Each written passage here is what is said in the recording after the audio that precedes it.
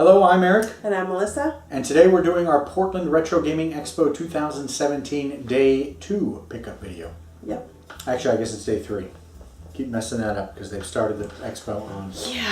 Well, whatever. Day 2 of the vendor. vendor floor, Day 3 of entire expo. Yep. So this was Sunday. This was the second day. We almost had no money left, but that still didn't stop me from buying a bunch of stuff. No, it didn't. Including some expensive things right at the end, which we will show you at the end. Like the last 20 minutes. I thought we were almost out. But there were some excellent things happening in the last 20 minutes, yes. So we'll get to those. Yep. But as usual, we will start with the manuals. Still going after those Atari 2600 manuals, including Jungle Hunt. I don't remember where I got that. Maybe that was a gift from the Game Hunters too. Well, I sure hope I'm right. I know they gave me some Atari games. I don't remember the details. Atari 5200 manuals for games I already have. Kangaroo, yay! Okay. I bought the 2600 version of this manual at the swap meet or at Cowlitz because I misread that it was actually the 5200 version I needed. I won't be making that mistake again because now I've got it, and I've got it for the 2600. That's not going to stop me from making that mistake. No, it's not. Kicks. It's not Quicks. Kicks, I call it Kicks. NES manuals, 10-Yard Fight, one of the Black Label I needed. Adventure Island, ooh, this is a good one. This guy wanted a lot for that manual. Yep. We talked him down a little bit. Caesar's Palace, this was a gift from the Dude Abides, so I grabbed the manual for it. This is an upgrade. Ooh. Nice, crisp, clean Dragon Warrior, plus it's got a little insert that talks about how to get started with the game. Yay. Fancy. All right, another good manual, DuckTales. I walked away from a version of this game that had the manual and the cartridge for I think it was like $10 more, so I just bought the cartridge, and for the last 3 or 4 years I've been looking for the manual. Fortunately, I didn't pay $10 for it, so glad to get this. Okay. NES Open. A little greasy on the back here. Yeah. That's all right. Manual upgrade for The Legend of Zelda. Okay. This is actually an upgrade from the one I have. It's a little, still a little beat up, but definitely in better shape. Tengen, Pac-Mania. Don't have this game, but I do now have the manual, so that'll be ready to go. This was a mistake.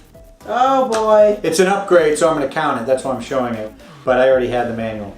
And then the licensed version, not a mistake. We did need this one. Yes. And finally, Tubin. Again, another Tengen game I don't have, but I'm definitely going to get. Yep. I only saw this game once there, and it was damaged. No. We saw that game several times there. Oh, I'm thinking of Pac-Mania. I only saw once. Anyway, I didn't pull the trigger on Tubin or Pac-Mania because I didn't like the conditions of the labels. Yeah. All right. Books. Let's do this one first. I've been buying some strategy guides, provided the price is right, i.e. $1. This one was $1. I've always enjoyed BioShock. It would be better if this was BioShock, but it is BioShock 2, which I also greatly enjoyed. So for $1, I grabbed it. That's cool. I've already played the game, but what the heck.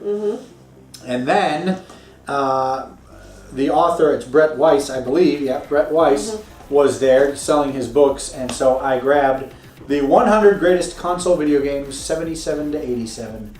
It's a good set of years.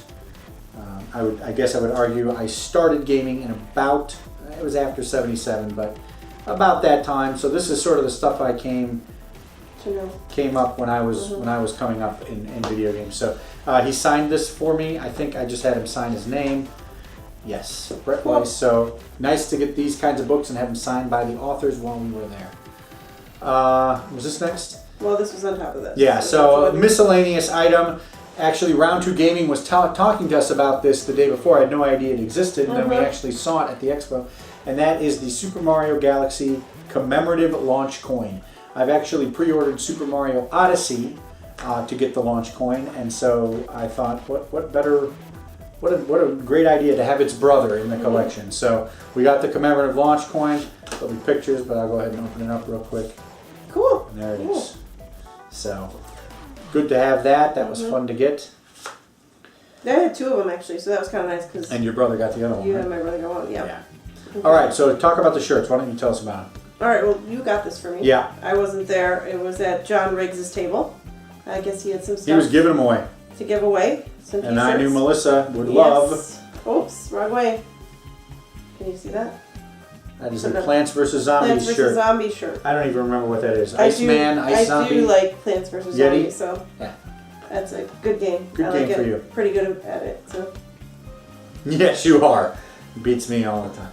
All right, and then what else do we get? Well, this is they have shirts there yearly, and so it is the same picture as on our badges. So it's the custom artwork for this expo. So inspiration drawn from Defender. So you got a T-shirt. I decided not to get one.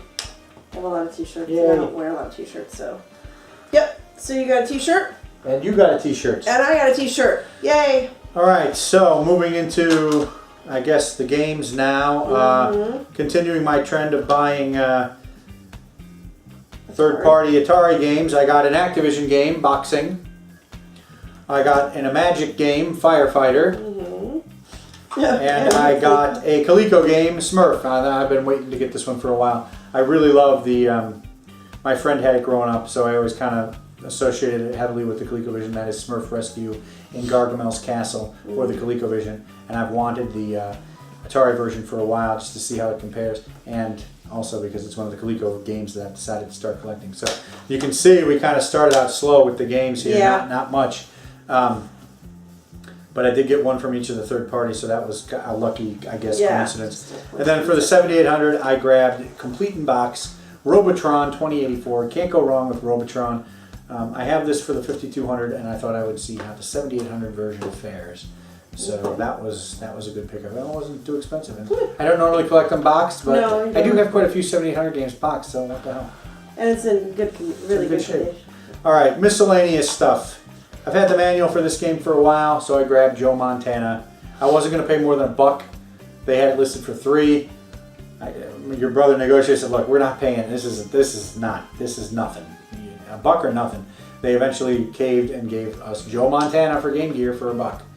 I don't think there's many people looking for that. This is one I've added to my list a while ago based on a GameSack video, I believe. That's Top Gear 2. That seems pretty cool. Cool. I played Is it a shooter? No, it's a racing game. Oh, sorry. I think it's based on the TV show Top Gear. Okay. So yeah, glad to have that. Ooh, and what are these? What are these? These are 2 Tengen games of the 4 that I was missing, and I already gave away the 2 that I don't have. So I will simply reveal that we got RBI 3. I spent a long time looking for this and trying to find one that wasn't in horrible condition. This one is in okay. It's not great. Looking at my other Tengen carts, it's probably about the same as some of the worst ones. There's no rips, there's no gashes, but it's got this... It's like greasy... Yeah, darkening or like... And like darkening, greasy, fading. I don't know like how to describe it. So, got RBI 3. A lot of people were looking out for this for me. It was available on the first day. I didn't like the condition of that one. We saw this many times. Finally picked this one. Got it for a pretty good price. Cool. I think I missed a good copy of it. Rocket Sauce was telling me about one Sunday before we got there, and by the time we got there, or he could get back to it, it was gone. But the other good pickup, also the label in this kit is better than RBI, it's fair, but still not great, is Indiana Jones and the Temple of Doom. So that knocked out, with Tetris and these 2, that knocked out 3 of the 5 I needed. Only 2-bit and Pac-Mania. And I got both of the, I got the licensed version of this also. So really glad to knock out some of the Tengen games. And so for the longest time, that's what we had bought right up until the last 20 minutes or so. I think the last thing I bought was this TurboGrafx game. No. No, that, okay. No, it was that. But second to last thing I bought was this Bloody Wolf game for the TurboGrafx 16. I know Flock of Nerds Miles really enjoys this game. It's been on my list for a while, and it is quite good. I'm really glad, to have it because actually we saw it the very first night, and the guy wanted he wouldn't negotiate down from 45 is what he had it for, and so we walked away. This guy had it for 60, and just on a lark because it was the last thing. I just said, would you take 40? And it turns out the guy wasn't sure. Yeah. So he turned around and asked another person at the table who happened to be... He was the James Buster Douglas guy. The James Buster Douglas guy. Now, I don't know if he remembered me or not, But the guy said, come on, can we do it for this guy's? And he said, how about 45? And I said, well, no, really, I'm at the end of the day. I don't have any money. He says, all right, 40. He said, all right, 40. And then he did recognize you because then he said, these people are from Chicago. I sold them my James Bond. Oh, he did. Okay, I didn't remember. I didn't hear that part. I was too busy doing a dance in my head for getting this. I don't know if it's a great price, but I knocked it from 60 to 40. Yeah. I'm happy enough with it. It's definitely one of the games for the TurboGrafx I was more interested in. We actually probably spent, of all the games we bought so far, spent the most time with this one. Yeah. So glad to get that. All right. The very last thing I got was this. It's not the last thing I'm going to show you. It's just the last thing I got. Again, Murder of Crows was selling some reproduction games there. He always has such a high quality product. And he had this thing that he called the Shmups Collective. Oh, and that piqued my interest all you have to say right away. And so he didn't have it there. He didn't have any for sale. He had this case, and he was holding some other games in it. And I asked him right at the end, I said, well, are you going to have this maybe at college or something? Because I'd really like to buy it. Well, it turns out that he had the discs already ready. And he had the case, and he had this printout. So he just took the printout, put it in a 5-game case, and then gave me the 5 games and put one together for me right then and there. And I was super grateful because this is fantastic.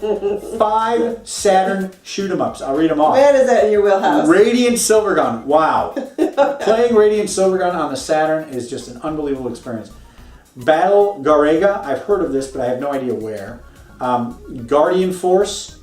Blast Wind. And Sokyu Gurentai. Otokuyo.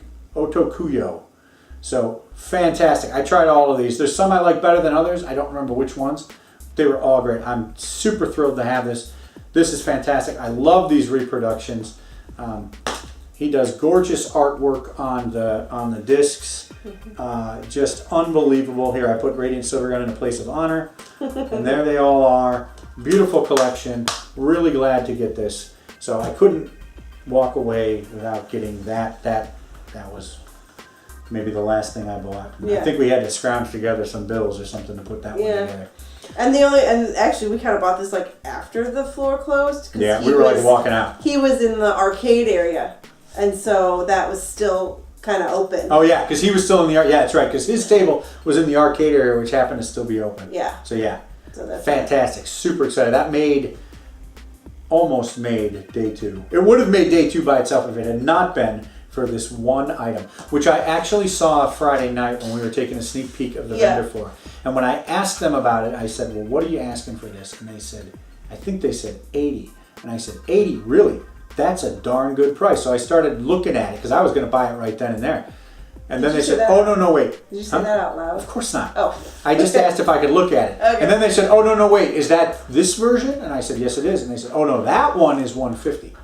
Well, Sunday night, it was still sitting there. And the guy didn't want to carry it around. And so he said, I'll give it to you for 75. And I'm like, I don't have any money, well, whatever. And finally I told Eric, I said, no, if we can get it for 60, I'll do it. I shouldn't be talking about prices. I don't know why I'm mentioning prices. That's okay. Bill will appreciate it. Bill will appreciate it. Okay. I finally, he volunteered it for 60, and then Eric got actually these thrown in for free. And that is an item that I have coveted since 1989. Wow. An Altered Beast version of the original Genesis box. A box of the Altered Beast. This is the one that is the box, as far as I'm concerned, is the one that you should have if you have a Genesis.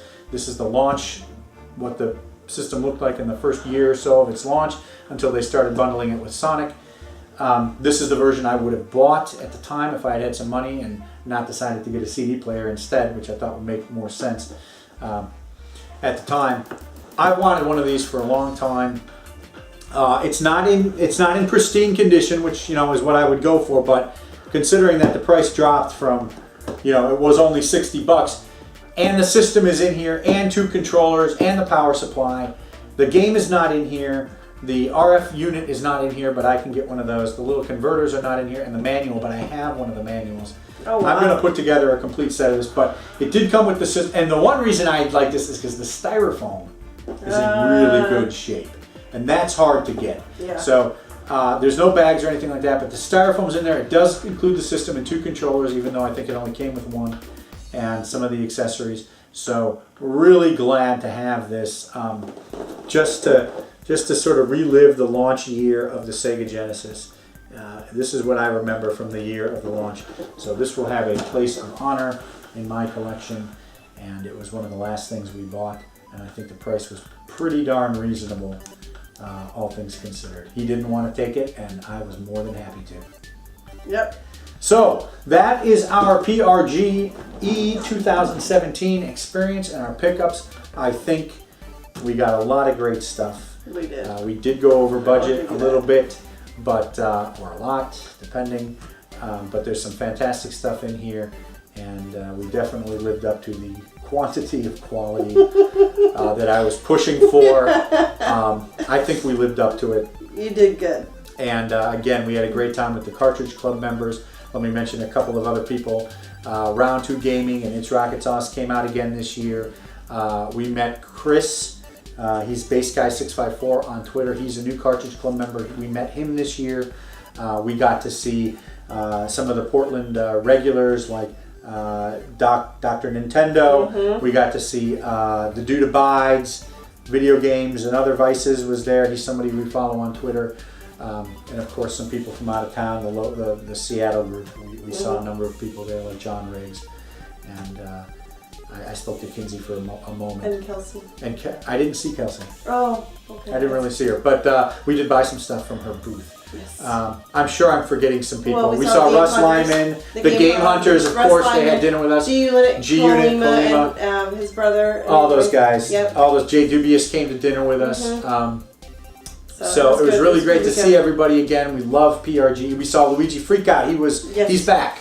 Tyler and Terry are back in the area, so we got to see them. So just a fantastic time seeing a bunch of people again. Some people we only get to see once a year. Mm-hmm. And great pickups, Jeremy great fun. Eby. Oh yeah, Jeremy. We hung out with Jeremy I know, a we're bunch. gonna totally forget. We're totally gonna forget people. Jeremy, of course, he was always great to hang out with. Yeah. So yeah.